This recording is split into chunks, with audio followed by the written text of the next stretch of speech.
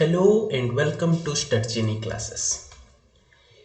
This is the weekly video coverage of current affairs, the regular video coverage which we do every weekend to provide you the important topics from each and every week, the important current affairs topic that from your exam perspective or your exam point of view, we compile it and bring before you for your benefits. In this video, we will discuss Today in this video we will be discussing about the topics like your four topics from the week. That is, first one is regarding the space tourism. You might have been aware that Jeff Bezos along with his younger brother and a 18-year-old space tourist had gone to outer space through his Blue Origin venture. Next, the second most highlight topic from internal security, that is the Assam-Mizoram border dispute. Third one is, you have been read in the news that Dholabira and the Ramappa temples, one from Gujarat, Dholabira from Gujarat and Ramappa temple from Telangana, have been included into the World Heritage Sites. We would be covering that in detail as well. And the last and the fourth headline is the Academic Credit Bank, which the Prime Minister inaugurated on the first anniversary of the National Education Policy 2020. So moving to the first topic, the space tourism. So you see, space tourism is an emerging sector. Space tourism is an emerging sector. It is just at its beginning infantry stage. It is just as an infant. What is tourism? You might have been visualized tourism like planning to Goa or for foreign destinations like your Switzerland and all. You might have been thinking of associating with habits like with recreational habits like bungee jumping, like skydiving, like deep sea diving. But there are also people who want to travel to space in order to experience the journey and in order to experience space for recreational, leisure or as well as business purposes. Normally, in case of space tourism, there are two parties been involved. One is the company, the private company, which builds the spacecraft to provide the service to its customers, and the second party is the customer itself that pays in order to avail the service of that spacecraft to visit space. Another thing is this is a fact. You must remember that the first space tourist is US millionaire Denis Tito, who paid $20 million to a Russian Soyuz spacecraft. He made a 8-day stay in the International Space Station. So this is Denis Tito, the US millionaire. He's a first space tourist and he went in the Soyuz spacecraft of Russia. He paid $20 million for the journey and made a stay of 8 days in the International Space Station. When we talk about private sector inception into space sector, there are three key players in the private sector that is making rapid advancements in the space tourism sector or overall space sector. Number one is your Blue Origin, headed by Jeff Bezos. Second one is Virgin Galactic by Sir Richard Branson. He is from England. And your third one is SpaceX, that is headed by Elon Musk. So there are various advantages as well as disadvantages associated with space tourism or inception of private sector into the space aviation sector brings in itself various advantages as well as disadvantages. While talking into one by one, let's see what are the advantages at first. To begin with for the last 5 to 6 decades, we have witnessed that only government entities or government dominated entities were coming up with space sector guidelines. In fact, the government entities like your ISRO of India or let's say NASA of US, They have completely dominated and put the space sector in their own clutches. Now, recently, the private sectors are started getting engaging, leading to advanced technology. With the inception of private sector, the benefit should be advanced technologies. Private sector will bring in itself new innovations as well as profits.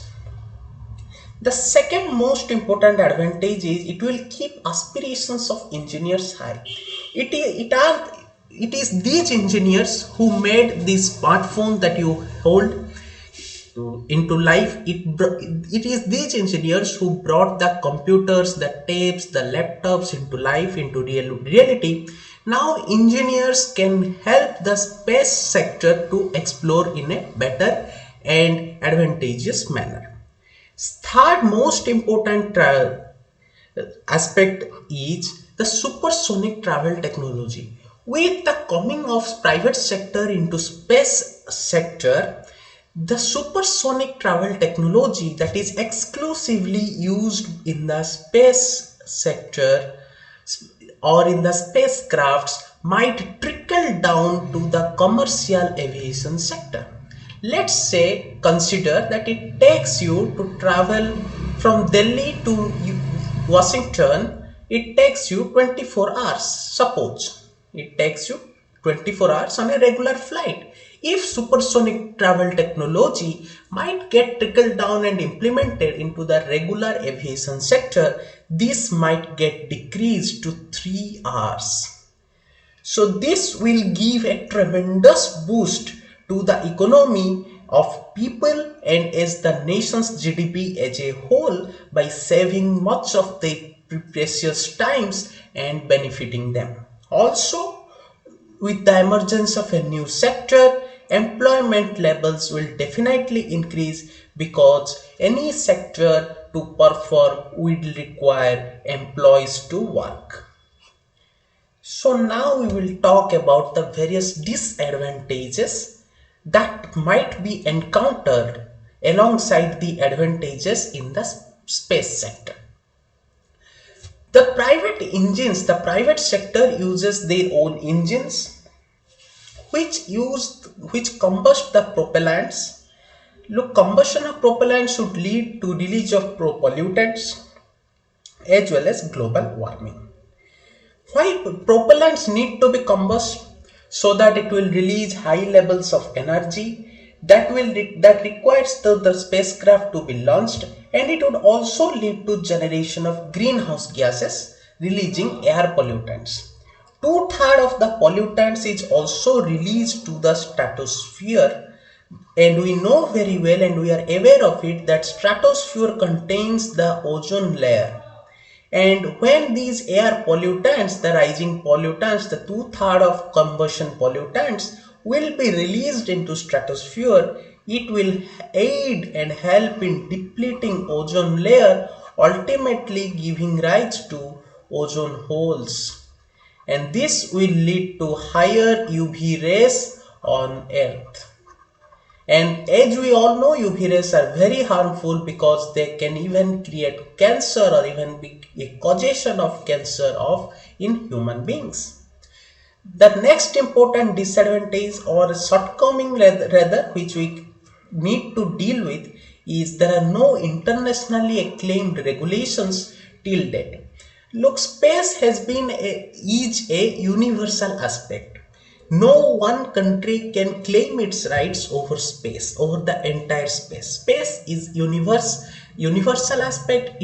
Every sovereign nation needs its own laws in order to govern its policies regarding the space sector. There is a outer space treaty, but sadly, it is not, every nation is not a signatory to it, first of all. Secondly, there are no agreements or treaties or guidelines or any regulations regarding the private sector that has emerged in the space sector right now. Further, due to this absence of guidelines and regulations, the safety of travelers are also a huge challenge as these are getting compromised. The safety of travelers get compromised. So as we have discussed about the various propellants leading to air pollutants and global warming as well as depletion of ozone layer, let's take a look at the various propellants that are being used in the various engines. At first, to begin with, we will see Blue Origin. It uses an engine called Blue Engine 3 or BE3 as it calls. This uses the propellants of liquid hydrogen and oxygen as its propellants. The Virgin Galactic uses the VSS Unity. It uses hybrid propellant comprising of solid carbon based fuel, hydroxyl terminated polybutadiene, and a liquid oxidant known as nitrous oxide. When these will burn, they will release tremendous amounts of greenhouse gases into the atmosphere. Similarly, your SpaceX uses the SpaceX Falcon engine, which burns liquid kerosene and liquid oxygen as propellants. What could be the way forward for the space sector or the commercialization of space sector, eventually the space tourism sector? We need to conduct empirical studies based on evidence. Empirical studies based on evidence will help in controlling the overall effect of rocket launches on the atmosphere by giving us a grasp on the pollutant level of combustion of propellants. Now, formulating international laws and legislation, it is the high time to formulate international laws and legislations as well as establish rules and procedures for private sector to in a well-defined and constructive manner. Moving over to the next big topic, the bigger topic of domestic arena of this week is the Assam-Mizoram border dispute. Look, in this week, news from the northeast came up that 6 policemen from Assam Police, including Superintendent of Police of the Kachar district of Assam, Nimbalkar Vaibhav Chandrakant, have been seriously injured and 6 policemen have lost their lives. Remember, SP of Kachar, Nimbalkar Vaibhav Chandrakant was seriously injured, and apart from that, 6 policemen of Assam Police have lost their lives while from counter firing from Mizoram Police. Following these violent clashes, Union Home Minister Sri Amit Shah spoke to both the chief ministers as both internal security as well as center-state relations come under the ambit of the Union Home Ministry. Various interstate boundary disputes. Before we move into the various interstate boundary disputes, we will take a look at how the northeastern states are formed. Assam is known as the big brother of all the northeastern states. Nagaland was carved out of Assam. At time of independence, only Assam, Manipur and Tripura were the only 3 northeastern states in India at the time of independence in 1947. In 1963, Nagaland was carved out of Assam.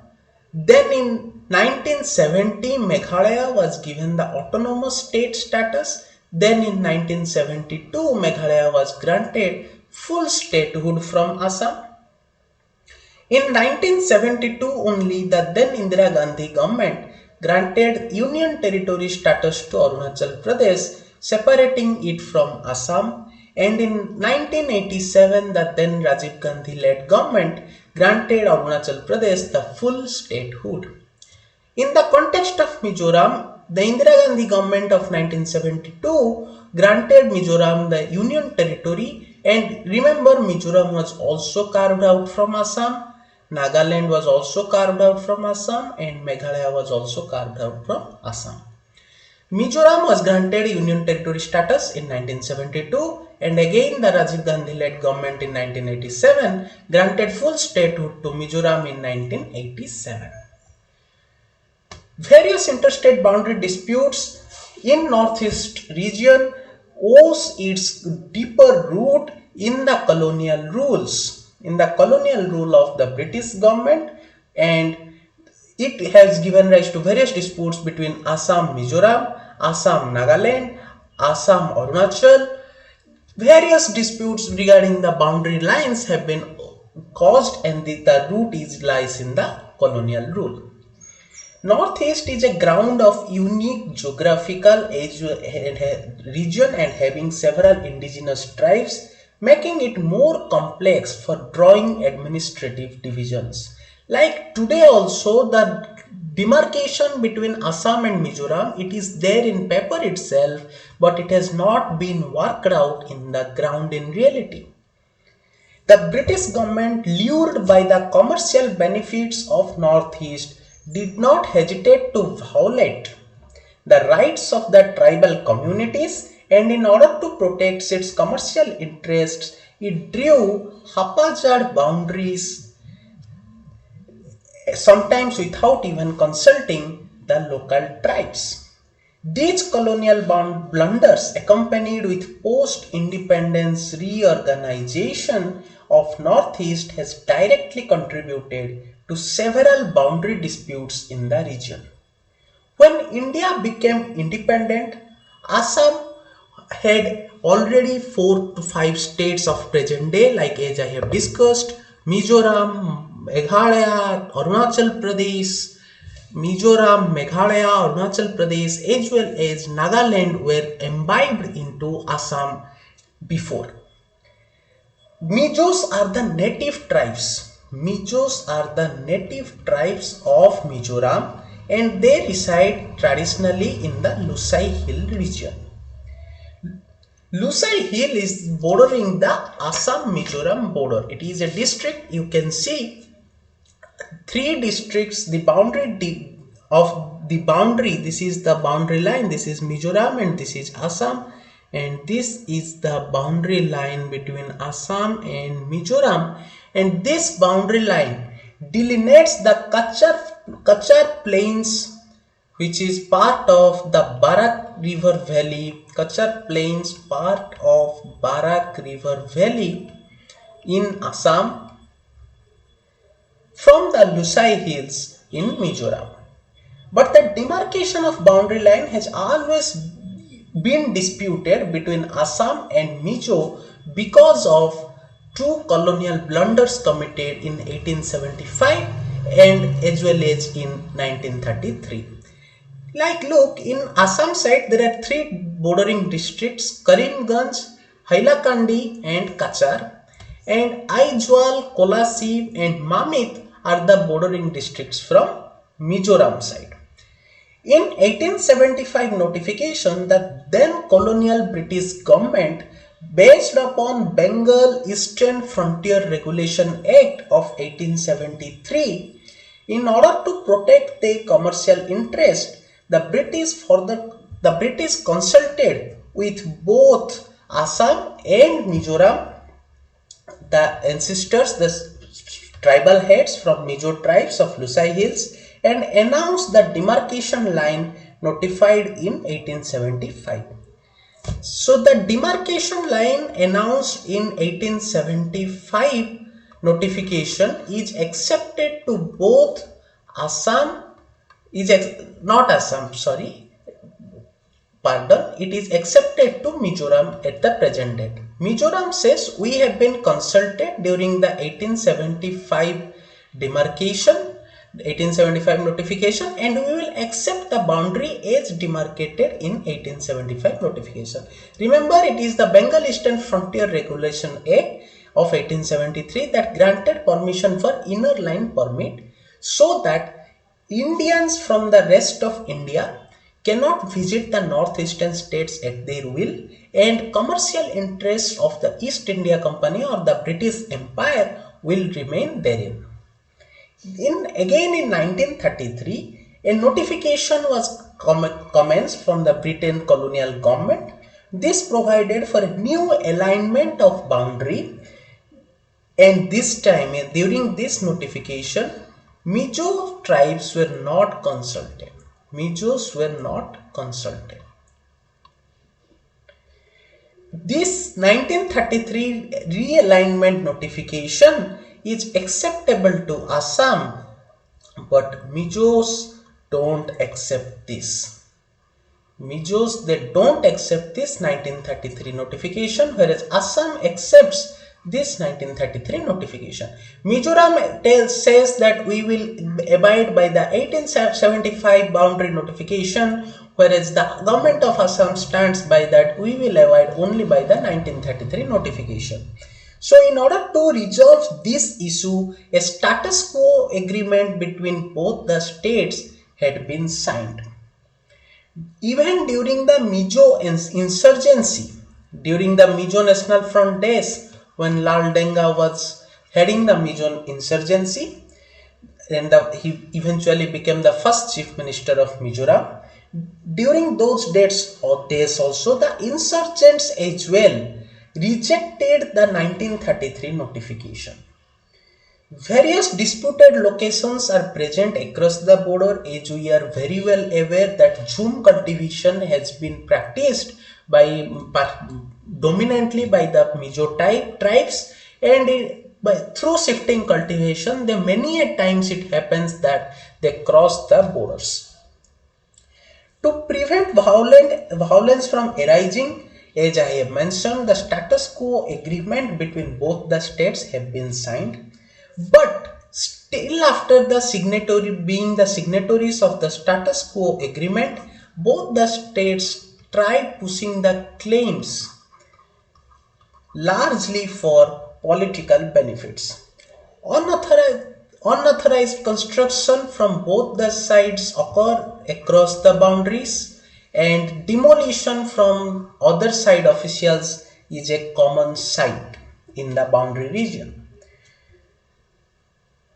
This subject needs to be dealt with center and state relations. Center must step in and settle it with amicably involving both the sides. Within the provisions of Constitution, the boundaries must be finalized once for all. At any cost, the states must ensure that peace is maintained alongside the border areas, because northeastern region or northeastern India is quite vulnerable for insurgency. Prolonged violent clashes might lead to infusion of insurgent ideas in the minds of the local people, and a vast amount of insurgency might be occurred. So now moving to the World Heritage Sites.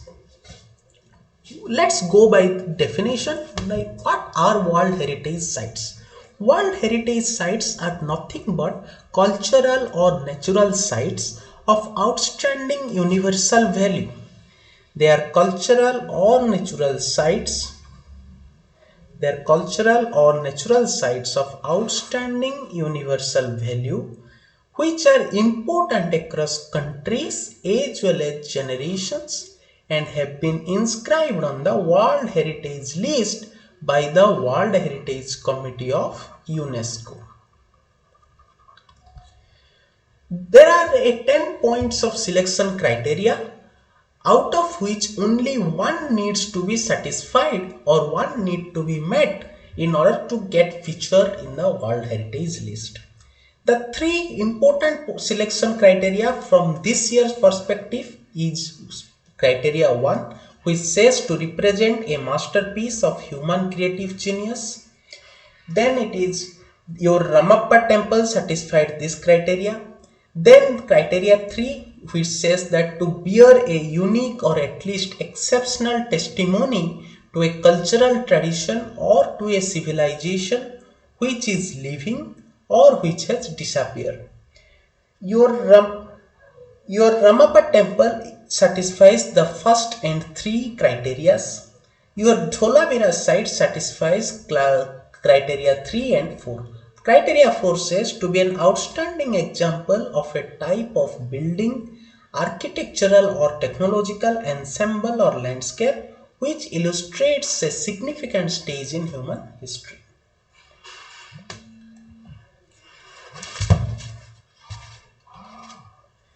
The first site that came up in the World Heritage List this year is the Kakatiya Rameswar or the Ramappa Temple. It is located in the Warangal or Mulugu district of Telangana. It has been constructed in 1213 AD, proposed by the Indian government as its only nomination for the World Heritage Site for the year 2019. The chief architect of this temple was Ramappa, in the name of whom this temple is also known as Ramappa Temple. It satisfied criteria number 1 and criteria number 3 of the 10 selection criteria that required for being designated as the World Heritage Sites. Its unique features consist of the Ramappa Temple stands on a 6 feet high star-shaped platform with walls, pillars and ceilings with intricate carvings that attest to the unique skill of the Kakatiyan sculptures. Many European businessmen and travelers used to visit this temple. Out of those, one of the European travelers remarked that the brightest star in the galaxy of medieval temples of the Deccan is the Ramappa temple. So this is the context, this is the history we need to know, nothing much needed to know. Next, coming to your another World Heritage Sites, that is the Dholavira. It is located at the Khadir Island in Gujarat. It satisfied criteria number 3 and criteria number 4. It satisfied criteria number 3 and criteria number 4 of the World Heritage Site selection procedure and got featured in the World Heritage Site. It is the first site, remember this, it is the first site of ancient Indus Valley civilization in India. As we all are aware, Indus Valley civilization is present both in India and Pakistan, but Dholavira is the first Indian site of the Indus Valley civilization to get the tag of World Heritage by UNESCO. It is also the 5th largest site of Indus Valley civilization after Mohenjo-daro, Ganeriwala and Harappa located in Pakistan and Rakhigadi located in Haryana, India. These three are located in Pakistan. Then we have Rakhigadi, the 4th largest site, which is located in Haryana in India. The unique features of the Dholavira site consist of a cascading series of water reservoirs, outer fortification, 2 multipurpose grounds, 9 gates with unique designs, funerary architecture, that is the hemispherical structures just like your Buddhist stupas. Hemispherical structures like your Buddhist stupas. The last topic of the day or the week is the Academic Credit Bank inaugurated by our Honorable Prime Minister.